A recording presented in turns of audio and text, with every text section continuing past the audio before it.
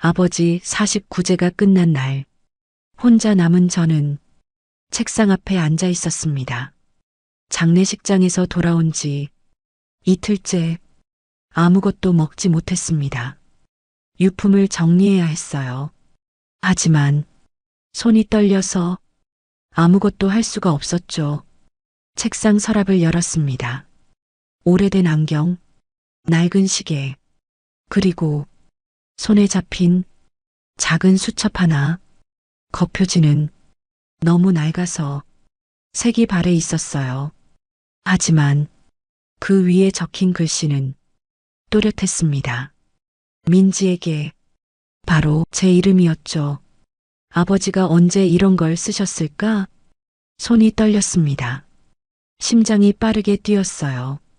천천히 표지를 넘겼습니다. 첫 페이지, 날짜가 적혀 있었어요. 2022년 3월 15일, 3년 전이었습니다. 어머니가 돌아가시고 5년이 지난 해에 아버지의 글씨가 빼곡하게 적혀 있었습니다. 오늘 민지에게 말했다. 소개받은 분이 있다고. 그분은 참 따뜻한 사람이다. 나처럼 혼자 사는 분이고 이야기도 잘 통한다. 하지만 민지는 반대했다. 그 순간 기억이 떠올랐습니다. 3년 전 그날 아버지가 조심스럽게 말씀하셨죠. 민지야, 아빠 소개받은 분이 계신데 한번 만나볼까 하는데 괜찮겠니? 저는 그때 회사 일로 머리가 복잡했어요. 승진 발표를 앞두고 있었고 중요한 프레젠테이션을 준비하고 있었죠. 그래서 이렇게 대답했습니다. 아빠, 엄마 돌아가신 지 겨우 5년이에요. 주변 사람들이 뭐라고 할지 생각 안 하세요? 저도 체면이 있는 사람이에요.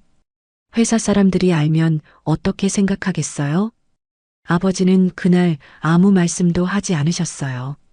그저 고개만 끄덕이셨죠. 그래, 민지야.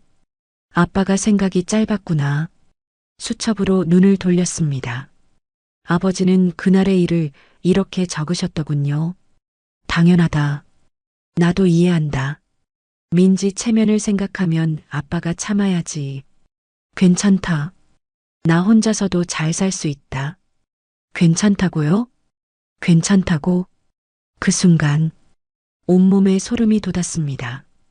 페이지를 넘겼습니다. 그 다음 장에도 아버지의 글이 가득했습니다. 오늘도 혼자 저녁 먹었다. 외롭다. 그분에게 전화하고 싶다. 하지만 참는다. 민지가 싫어할 것 같아서. 제가 평생 단 한 번도 몰랐던 아버지의 마지막 고백이 담겨 있었으니까요.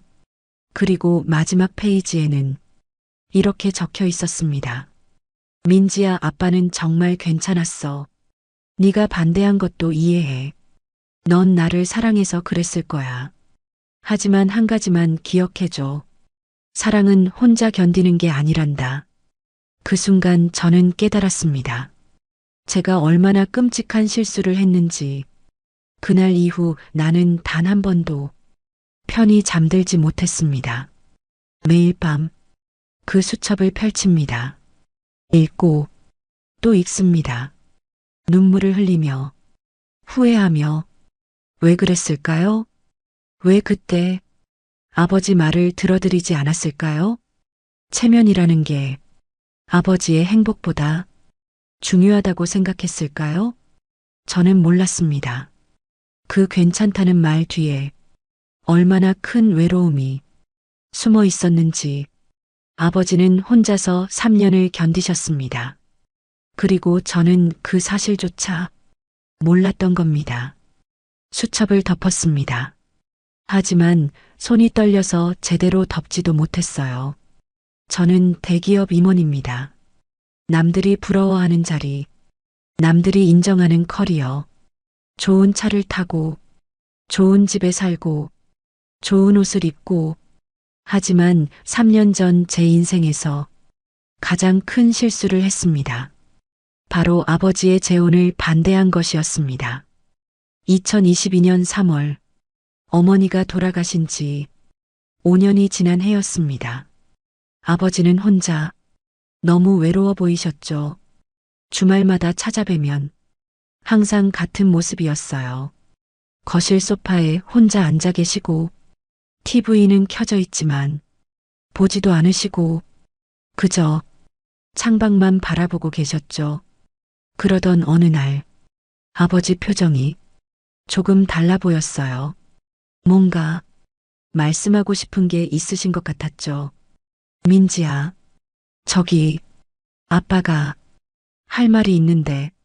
저는 그때 스마트폰을 보고 있었어요. 회사 메일을 확인하면서 네, 아빠 무슨 일 있으세요? 대충 대답했죠. 아빠가 소개받은 분이 계신데 경로당에서 알게 된 분인데 참 좋은 분이야. 한번 만나볼까 하는데 괜찮겠니? 그 순간 저는 스마트폰에서 고개를 들었습니다. 네, 뭐라고요? 아빠, 지금 무슨 말씀하시는 거예요? 엄마 돌아가신 지 겨우 5년이에요. 5년밖에 안 됐다고요. 주변 사람들이 뭐라고 할지 생각 안 하세요? 저도 체면이 있는 사람이에요. 회사 사람들이 알면 어떻게 생각하겠어요? 아, 민지 아버지. 어머니 돌아가시자마자 재혼하셨대. 이렇게 수군거릴 거예요. 제 승진에도 영향 있을 수 있어요. 지금 생각하면 정말 끔찍한 말이었어요. 하지만 그때 저는 진심으로 그렇게 생각했습니다. 아버지를 위한 것이라고, 아버지를 보호하는 것이라고. 그래, 그래, 민지야. 아빠가 생각이 짧았구나. 미안하다. 네 걱정을 끼쳤네. 아버지는 더 이상 아무 말씀도 하지 않으셨어요. 그저 고개만 끄덕이시고 다시 창밖을 보셨죠. 그날 아버지 눈빛이 조금 달라 보였어요. 뭔가 꺼진 것 같았죠. 하지만 저는 그냥 지나쳤습니다. 아버지는 이해하실 거야. 당연히 그러실 거야. 그렇게 믿었습니다. 그 후로 아버지는 다시는 그 이야기를 꺼내지 않으셨어요. 한 달이 지나고, 두 달이 지나고, 석 달이 지나도 아무 말씀이 없으셨죠. 저는 그때 잘 정리되었구나. 아버지도 동의하신 거야. 그렇게 생각했어요. 하지만 그게 아니었습니다. 아버지는 그 이야기를 안 꺼낸 게 아니라 꺼낼 수가 없으셨던 겁니다. 지금 수첩을 보니 알겠더군요.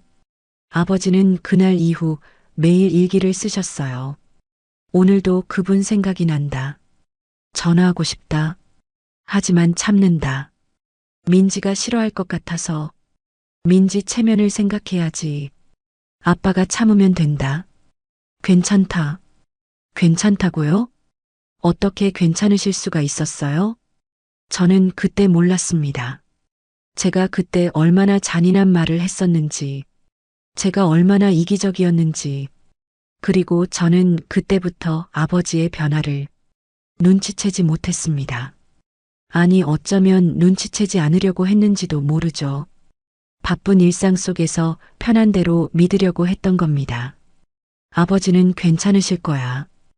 혼자서도 잘 지내실 거야. 하지만 그게 아니었어요. 아버지는 그날부터 천천히 무너지고 계셨던 겁니다. 그 후로 아버지는 점점 조용해지셨습니다. 처음엔 눈치채지 못했어요. 주말마다 찾아뵀지만 늘 하던 대로 아빠 잘 지내세요? 물어보고 응, 잘 지낸다. 대답 듣고 그냥 돌아왔죠. 하지만 뭔가 달라지고 있었어요. 아주 천천히, 눈에 띄지 않게 아버지는 무너지고 계셨던 겁니다. 어느 주말 아버지 집에 갔을 때 물 한 잔 마시려고 냉장고를 열었습니다. 그 순간 저는 멈췄어요. 냉장고 안에는 반찬이 하나도 없었습니다. 편의점 도시락, 컵라면, 삼각김밥, 그리고 유통기한 지난 우유 한 팩. 김치 하나. 어머니가 계실 땐 항상 가득했던 반찬통들. 하나도 없었어요. 아빠, 밥은 드세요? 저는 물었죠. 먹었지. 먹었어. 도시락 사 먹으면 되니까. 간편하더라. 걱정 마. 하지만 저는 그 말을 듣고도 그냥 돌아왔어요. 바쁘신데 요리까지 하시긴 힘드시겠지. 도시락이 더 편하실 수도 있어. 그렇게 스스로를 위로했습니다. 그리고 몇 주가 지났을 때 아버지를 보는 순간 깜짝 놀랐어요. 뺨이 많이 꺼져 있었습니다. 광대뼈가 드러나 보일 정도로 입으셨던 옷도 헐렁했어요. 예전엔 딱 맞았던 옷인데 이제는 어깨가 축 처져 보였죠. 아빠, 살 많이 빠지신 것 같은데 괜찮으세요? 아, 이거 나이 들면 다 그런 거야. 건강해. 걱정 마. 또 걱정 마라는 말씀. 하지만 아버지 등은 전보다 더 굽어 있었고 걸음걸이도 느려져 있었어요. 그런데 저는 그냥 넘어갔습니다. 그러던 어느 날 회사에서 전화 한 통을 받았습니다. 동네 이웃분이었어요. 여보세요, 민지 씨? 저 아버님 옆집 사는 박 여사예요. 저기 아버님 말인데 요즘 좀 이상하세요. 네, 무슨 일이세요? 경로당에 요즘 안 나오세요. 예전엔 매일 오셨는데 요즘엔 혼자 공원 벤치에만 앉아 계시던데요. 아침부터 저녁까지 그냥 멍하니 앉아만 계세요. 밥은 드시는지 한번 확인해 보세요. 전화를 끊고 저는 한참을 멍하니 앉아 있었어요. 공원 벤치? 아침부터 저녁까지? 그날 저녁 퇴근하자마자 아버지 집으로 달려갔습니다. 문을 열고 들어갔을 때 아버지는 거실 소파에 앉아 계셨어요. TV는 켜져 있었지만 아버지는 화면을 보지 않으셨어요. 그저 창밖만 바라보고 계셨죠. 아빠, 공원에 자주 가세요? 이웃분이 전화하셨는데, 아, 그냥 날씨 좋을 때 산책 좀 하지. 집에만 있으면 답답해서 저는 그 말을 듣고 안심했습니다.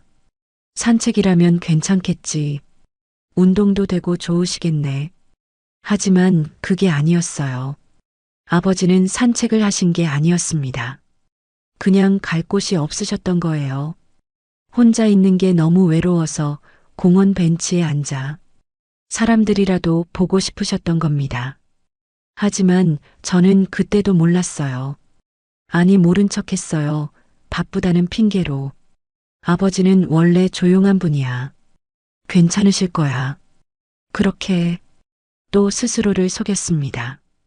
그렇게 몇 달이 또 흘렀습니다. 저는 여전히 바빴어요. 회사 일의 승진 준비, 미팅, 보고서까지. 주말에도 골프 약속, 동창 모임.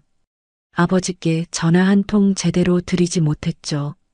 그러던 2024년 6월 어느 토요일 새벽 전화벨이 울렸습니다. 병원에서였어요. 응급실로 달려갔습니다. 아버지는 침대에 누워 계셨어요. 산소 마스크를 쓰고 링거를 맞으며 의사 선생님, 우리 아버지 어떻게 된 거예요? 보호자분이세요? 환자분 집에서 쓰러지신 걸 이웃분이 발견하셨습니다.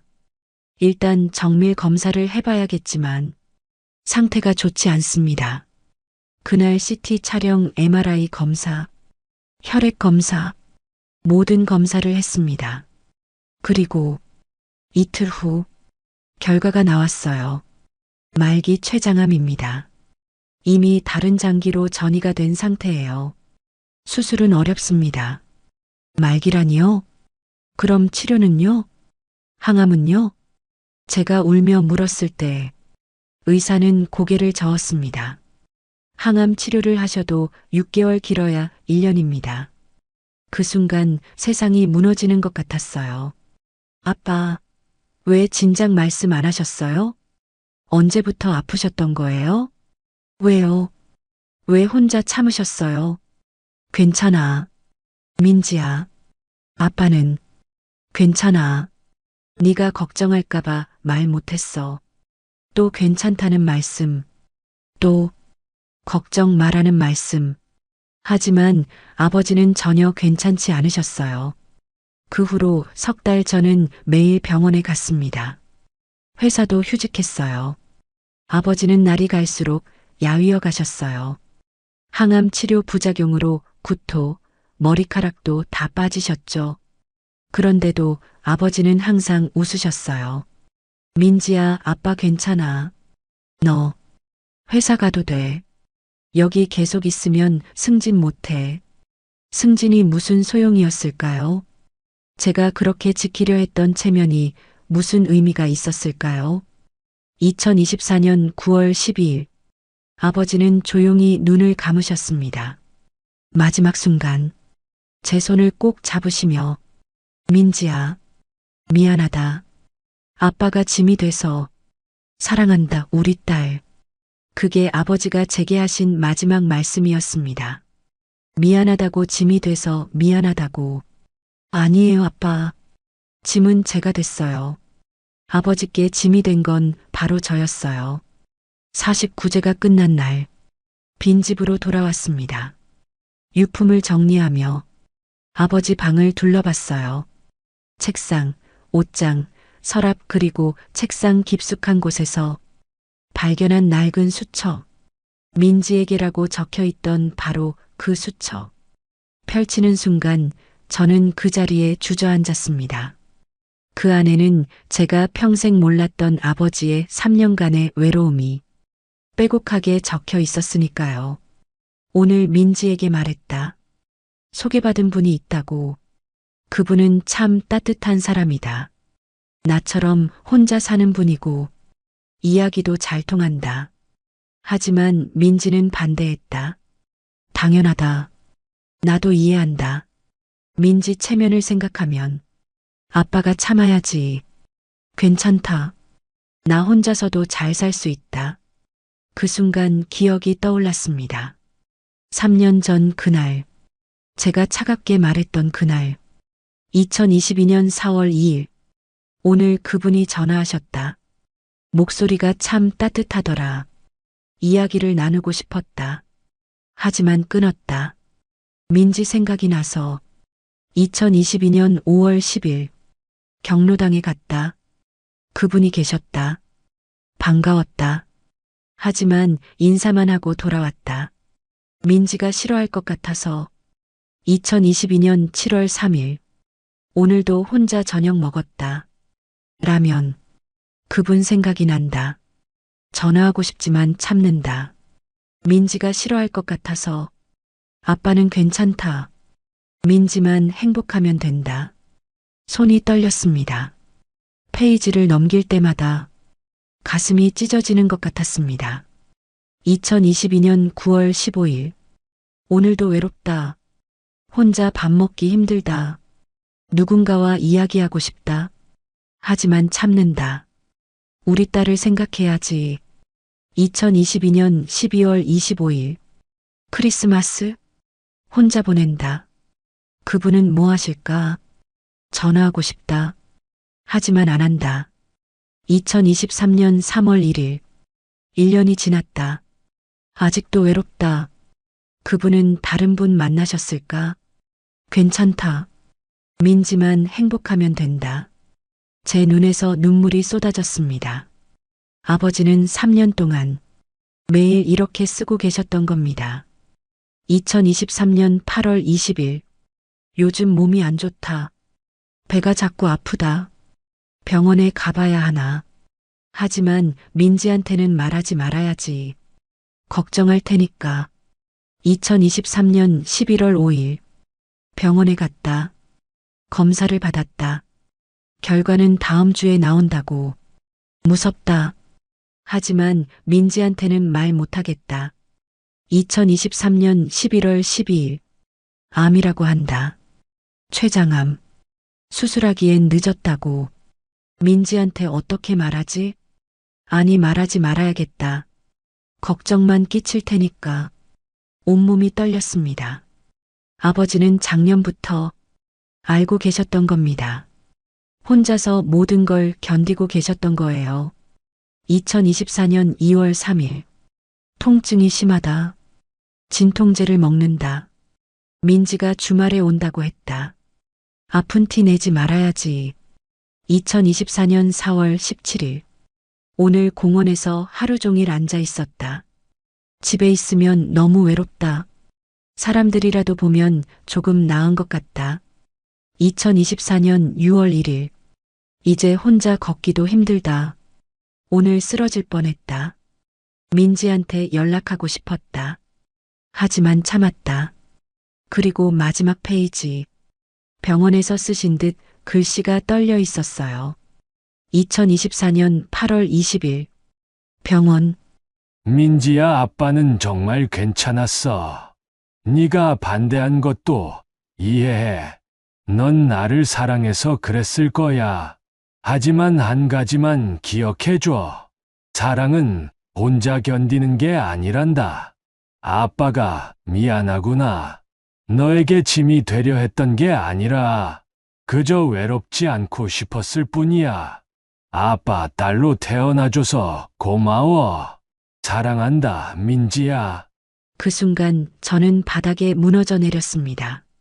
아버지는 단 한 번도 저를 원망하지 않으셨어요. 오히려 제 체면을, 제 행복을 먼저 생각하셨죠. 그렇게 혼자서 3년을 버티셨던 겁니다. 수첩을 읽고 또 읽었습니다. 밤새도록 읽었어요. 눈물이 멈추지 않았습니다. 아버지는 3년 동안 매일 이렇게 외로워하셨던 거예요. 매일 참으셨던 거예요. 저 때문에, 제 체면 때문에. 장례식 이틀 후, 동네 이웃분들이 찾아오셨어요. 경로당에서 아버지와 친하셨던 분들이었죠. 민지 씨 아버님이 늘 자랑하셨어요. 우리 딸이 대기업 임원이라고 얼마나 자랑스러워 하시던지. 맞아요. 경로당에서도 항상 민지 이야기만 하셨어요. 민지가 이번에 승진했다. 민지가 중요한 프로젝트 맡았다. 그 이야기만 하셨죠. 또 다른 분이 말씀하셨어요. 작년에 아프신 걸 우리가 눈치챘었어요.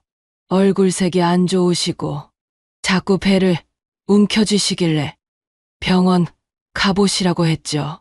그런데 아버님이 뭐라고 하셨는지 아세요? 괜찮다고, 민지한테 걱정 끼치기 싫다고, 그냥 소화가 안 되는 거라고. 제 가슴이 무너져 내렸습니다. 그리고 있잖아요. 아버님이 작년에 어떤 여자분하고 만나보려 하셨어요. 경로당에서 알게 된 분인데 참 좋은 분이셨죠. 둘이 참 잘 어울리셨는데. 맞아요. 그분도 혼자 사시는 분이었는데 아버님하고 이야기가 잘 통하셨나 봐요. 그런데 갑자기 안 만나시더라고요. 왜 안 만나시냐고 물어봤더니 아버님이 그러시더라고요. 딸 체면 때문에 안 된다고. 우리가 딸이 뭐가 중요하냐고. 아버님 인생이 중요하지 않냐고 했죠. 그런데 아버님은 고개를 저으시면서 아니라고. 딸이 제일 중요하다고. 딸이 행복해야 내가 행복하다고. 눈물이 쏟아졌습니다. 이웃분들은 계속 말씀하셨어요.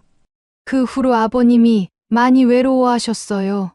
경로당에도 자주 안 나오시고, 나오셔도 구석에 혼자 앉아 계시고, 말씀도 없으시고, 우리가 같이 화투라도 치자고 해도 괜찮다고 그냥 가신다고. 요즘엔 공원에만 계신다고 하더라고요. 아침부터 저녁까지 벤치에 앉아서 그냥 사람들 구경만 하신대요. 밥도 제대로 안 드신다고 하고. 한 분이 제 손을 잡으셨어요. 민지 씨, 우리가 이런 말 하는 게 참견 같지만요. 아버님이 정말 외로워하셨어요. 누군가랑 이야기하고 싶어 하셨고, 함께 밥 먹고 싶어 하셨고, 그냥 혼자가 아니길 바라셨어요. 그게 전부였어요. 그런데 딸 체면 때문에 그것도 못 하셨던 것 같아요. 그 말을 들을 때마다 가슴이 찢어지는 것 같았습니다. 아버지는 저를 자랑스러워 하셨는데 저는 아버지의 행복을 빼앗았으니까요. 지금 생각하면 아버지가 원하신 건 거창한 게 아니었어요. 그저 따뜻한 저녁 한 끼, 누군가와 나누는 소소한 대화, 외롭지 않은 하루, 함께 웃을 수 있는 사람. 그게 전부였습니다. 하지만 저는 체면이라는 이름으로 아버지의 마지막 행복마저 막아버렸어요. 주변 사람들 시선, 회사 동료들, 평가 승진. 그런 것들이 아버지보다 중요하다고 생각했던 거예요. 어머니가 돌아가신 지 5년. 아버지는 그 5년 동안 얼마나 외로우셨을까요? 혼자 저녁 드시면서 얼마나 쓸쓸하셨을까요? 빈집에 혼자 계시면서 얼마나 무서우셨을까요? 그리고 제가 재혼을 반대한 후 3년. 아버지는 그 3년 동안 단 한 번도 행복하지 않으셨어요. 매일 외로웠고, 매일 그분 생각을 하셨고, 매일 전화하고 싶었지만 참으셨어요. 저 때문에 아버지는 글을 못 읽으신 게 아니었어요. 오히려 저보다 더 많은 걸 읽으셨죠. 제 마음을, 제 걱정을, 제 체면을. 그걸 다 읽으시고 혼자 견디셨던 겁니다. 이제는 너무 늦었습니다. 아버지께 말씀드릴 수가 없어요. 아빠 행복하세요. 아빠가 원하시는 대로 사세요. 아빠 인생이 제일 중요해요. 제 체면 따위는 신경 쓰지 마세요. 그 한마디를 할 기회는 영원히 사라져버렸습니다. 매일 밤 수첩을 펼칩니다. 아버지 글씨를 읽고 또 읽습니다. 괜찮다고 쓰신 그 글씨들, 민지만 행복하면 된다고 쓰신 그 문장들, 하나하나가 제 가슴을 찌릅니다. 제가 그걸 몰랐어요. 아버지는 아셨는데 저는 몰랐던 거예요. 아버지는 제 행복을 먼저 생각하셨는데 저는 제 체면만 생각했던 거예요. 여러분, 혹시 지금 외로우신가요? 자녀분들께 말 못하고 계신가요? 괜찮다고, 걱정 말라고, 그렇게 참고 계신가요? 이 영상을 자녀분들께 보여주세요. 사랑은 혼자 견디는 게 아니라고, 외로움은 숨길 게 아니라고, 그렇게 전해주세요. 저는 너무 늦었지만 당신의 자녀들은 아직 늦지 않았습니다. 이 이야기가 마음에 와닿으셨다면 좋아요와 구독으로 응원해주세요. 사랑합니다. 고맙습니다.